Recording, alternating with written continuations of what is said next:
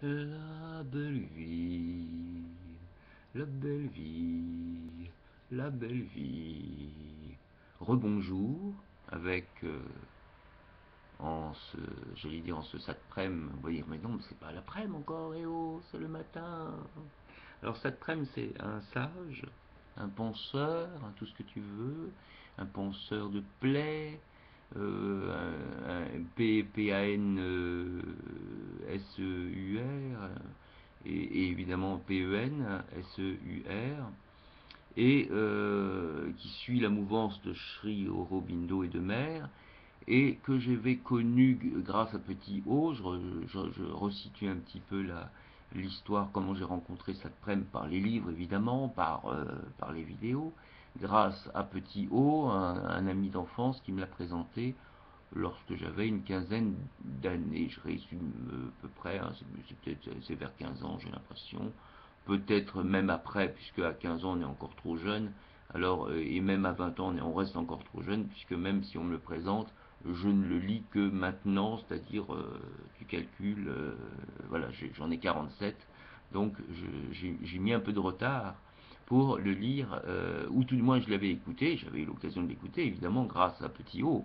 Donc je dis oui, j'avais pas eu l'occasion de le découvrir, si, j'avais eu l'occasion de le découvrir en l'écoutant avec Petit O, mais en l'écoutant, mais ça rentrait d'une oreille et à la limite ça sortait de l'autre. Et le seul livre que je m'étais offert, c'était un livre de Sri Aurobindo lui-même. Et finalement, c'est pas moi qui ai lu ce livre, c'est mon propre père. Voilà. Et mon propre père l'a lu, a dit bah oui, tout le monde connaît Sri Aurobindo quand même. Je dis ah non, moi je connaissais pas. Bah, je lui ai dit bah, toi tu le connais, mais tu ne l'avais pas dans ta bibliothèque. Et il me répond bah non, je peux pas avoir tous les livres. La belle vie. Et donc voilà, au moins il y en a eu un qui l'a lu dans la maison. Alors moi je l'ai apporté un peu comme une graine, donc je l'ai apporté au sein de ma famille, et au moins il y en a un qui l'a lu, et c'est pas celui qui l'a apporté. Mais enfin voilà, c'est quand même, ça a servi, hein, ça a servi à quelque chose. Et puis maintenant, évidemment,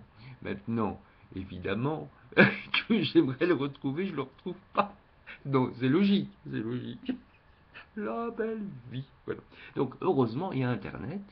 Donc même si on ne retrouve pas le livre en tant que tel, on retrouve des présentations en anglais, en français, des textes, un groupe. Je viens même de voir qu'un groupe existait avec un certain nombre de membres, pas qu'un peu, et en anglais, pas mal en anglais, le français étant peu nombreux, et donc bah moi je crée mon groupe un peu comme d'habitude, hein, tu me diras, encore un groupe? Oui, oui, moi je crée un groupe par jour, hein, entre guillemets, au gré de mes inspirations, et quand je vois qu'on peut être deux, trois, toi, deux, même deux, je crée un groupe de deux, puisqu'il faut être deux pour créer un groupe. Alors, dès que je vois j'ai invité Petito, évidemment, et puis j'aurais aimé inviter petite B, mais je n'ai plus le contact, donc c'est petit A, petit O qui doit contacter petit B pour arriver à petit C. Logique, la belle vie. Et petit A, j'ai pu contacter petit A, donc j'ai invité petit A, et donc, on a ABCS, voilà, il manque encore B, et petit O, et voilà, qui est là. Je pense qu'il devrait accepter de rejoindre mon petit groupe, aussi petit soit-il. Bah oui, parce que moi j'invite. Alors après on me dit, mais tu m'as invité, mais il fallait pas m'inviter comme ça, propre. Tu me demandes d'abord si tu peux m'inviter dans ton groupe. Oui, c'était très très compliqué d'inviter. Enfin, on envoie le temps que tu vois le message. Moi, je te mets dans le groupe. Si tu t'aimes pas, tu vois, c'est comme si je t'invite chez moi, hein. Et viens chez moi, viens chez là ici, viens chez Saprem. j'habite chez Satprem, et puis, comme toi aussi t'habites depuis un petit temps, hein, tu habites chez Satprem, donc pour moi ça me semblait logique. Mais j'ai appelé Satprem libre parce que je n'ai pas l'assentiment ou l'approbation, j'ai pas demandé l'autorisation, j'ai fait. Après, si les gens ils me suppriment mon groupe, ils me suppriment. J'en crée un, j'en créerai un autre, c'est pas grave. Si on peut pas mettre le mot Satprem, on en crée un autre groupe, on mettra autre chose. Bon, c'est un peu dommage, évidemment, si on crée un groupe qu'on soit supprimé parce qu'on n'a pas l'assentiment ou l'accord du groupe officiel de France. Bah, qu'importe, on crée, toi, on fait une création. Et donc, pourvu qu'elle soit respectueuse, on a envie de dire, c'est essentiel, ça respecte, on n'est pas là pour, voilà, on est là pour échanger, on est là pour, euh, notamment pour les personnes qui n'ont pas les liens, qui disent, moi dans mon pays, j'arrive pas à avoir le lien Satprem, toi tu l'as, mais nous on l'a pas. Alors à ce moment-là, tu viens sur ce groupe Satprem libre, et après, je vois si j'autorise ou pas, parce que je ne veux pas non plus être débordé de questions. Je te dis, je suis sur le, je le découvre. Donc, il faut aller dans le grand groupe. Alors, le grand groupe, je viens demander, bah, ça s'appelle tout simplement le grand groupe. Il s'appelle Satrem, celui qui aime, tout simplement. Hein. La belle vie. Alors, SATP-REM celui, C-E-L-U-I, hein, bien sûr, si tu écris avec un S, ça va pas le faire. Euh, Plus loin, Q-U-I, il faut un petit QI quand même, hein, ou un gros, ou un petit, et M, A-I-M-E, et non pas comme la lettre M. Alors je précise pour les gens qui adorent écrire en SMS, donc là, ils ne pourront pas trouver le groupe, et qui ici a combien de membres déjà 559 membres. Peut-être 560 avec moi si je suis accepté, puisque je viens de demander l'autorisation. Mais comme c'est un groupe public, même sans être autorisé, on peut cliquer sur j'aime. Donc évidemment, je clique sur j'aime. Évidemment, puisque on peut cliquer sur j'aime. Alors je mets j'aime sans être membre du groupe, c'est le côté magique, et, et on peut même partager, enfin bref, il y a des très belles photos, on a même, j'ai écouté hier, alors j'en ai pas écouté 36, j'ai écouté hier l'interview de Jacques Chancel, Radioscopie de 1977, et je l'ai écouté hier, donc c'était en juillet, je crois en juillet 77, et tu vois, en juillet 2015, j'ai mis un peu de temps pour l'écouter. Il faut du temps, hein, oulala. Où j'avais 10 ans, ou j'avais 9 ans, si, donc trop jeune, même 20 ans trop jeune. Donc imagine, à 47 ans, on dit oui, bon, ça y est, je pense être euh, encore jeune, mais un peu plus peut-être mûr ou sage ou tout ce que tu veux, et pour capter, hein, parce qu'il ne faut pas seulement écouter, il faut capter et entendre, hein, pas forcément qu'avec les oreilles, mais aussi avec le cœur, ou surtout avec le cœur, avec l'âme, avec l'esprit. Et ça, on n'entend pas forcément, hein, même si on entend les mots, oui, d'accord, j'entends, mais ça ne rentre pas forcément là où ça devrait rentrer, ça rentre pour ressortir. Donc voilà. Donc là, donc voilà, et je vois une membre, sans doute une membre de la famille Chancel, qui dit merci d'avoir mis la vidéo, c'est sympa. Et donc, bah oui, parce on arrive même à voir les commentaires tout en étant de l'extérieur. Tu vois, on peut pas écrire encore, puisque justement, on demande l'autorisation à pouvoir écrire. On verra si, dans la mesure où moi je propose des versions audio, on aura compris, ou version vidéo, puisque c'est YouTube, enfin chez moi, j'aime bien le côté YouTube visage à découvert, puisque je parle de ça après, puis je vois pas, voilà, et je vois pas ce qu'il pourrait y avoir de répréhensible. Donc, c'est un penseur parmi tant d'autres avec Sri Aurobindo, mais évidemment, là, je suis en train de découvrir les textes que m'offre Internet, et notamment, il y a un texte que je viens de trouver en français, de Saint-Prème qui envoie une lettre en main propre. Il a réussi, cette lettre a réussi à aboutir en main propre en 1979. Voilà, Monsieur le Président de la France, Monsieur le Président, il était d'usage autrefois que les rois cherchent le conseil des sages. Et il n'y en a plus beaucoup de sages, il est vrai, ni de rois, mais des hommes qui obéissent à des forces sans très bien savoir pourquoi, ni ce qui est en jeu vraiment. La politique a remplacé la vision. Je ne suis pas ce sage, mais j'ai vécu pendant 19 ans auprès d'un sage et j'ai connu celui qui, au début de ce siècle, annonçait l'évolution nouvelle, Sri Aurobindo, et celle que l'on appelle mère, une Française, la compagne de Sri Aurobindo, dont j'ai été le confident. Parce que j'étais à 20 ans dans un camp de concentration, nu et ravagé, j'ai eu besoin de réponses vraies, des réponses dans la matière. Après cela, on a un autre regard. C'est de la Chine dont je veux vous parler parce que Sri Aurobindo en a parlé et parce que Mère m'en a beaucoup parlé. Il savait. Je vis dans l'Inde, en dehors du monde, et pourtant tout près du cœur du monde. Je ne suis d'aucun pays, vraiment, sauf d'un pays de douceur et de lumière, mais là où est cette lumière, je sais la reconnaître.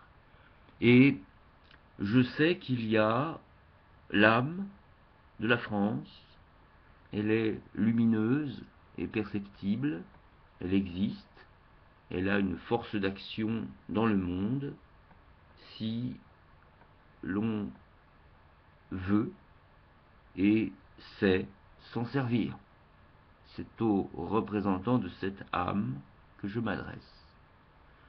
Depuis M. Nixon, j'ai vu, Mère a vu, et Sri Aurobindo avait vu, l'atmosphère de la Terre peu à peu gagnée par une influence maléfique qui déjà s'était incarnée dans l'hitlérisme. Cette force-là, c'est prendre tous les visages, tous les sourires, et toutes les idéologies lui sont bonnes pour arriver à son dessein cruel et sans merci. Le vrai danger, c'est que nous ne savons pas où est le danger. Ce danger, ce n'est pas la Russie, c'est la Chine.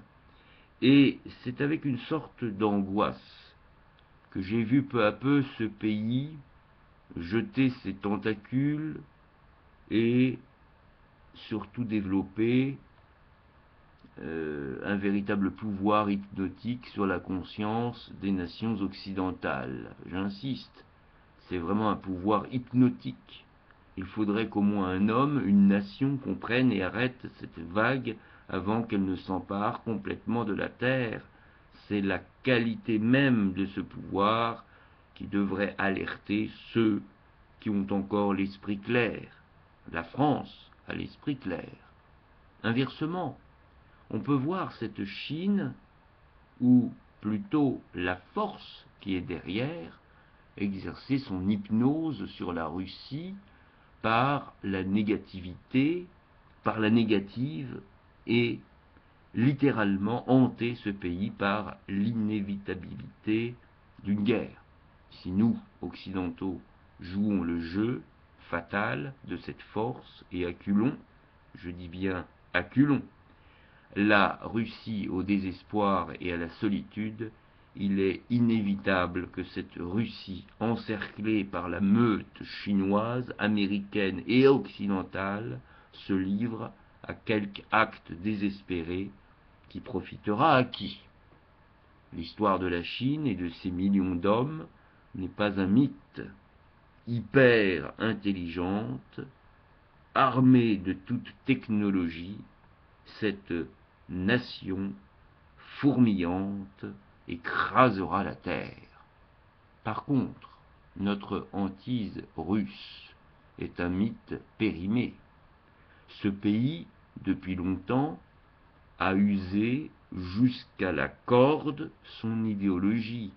Ils sont au bout de leur expérience communiste et ils ne savent pas par quoi la remplacer. C'est cela, son mal.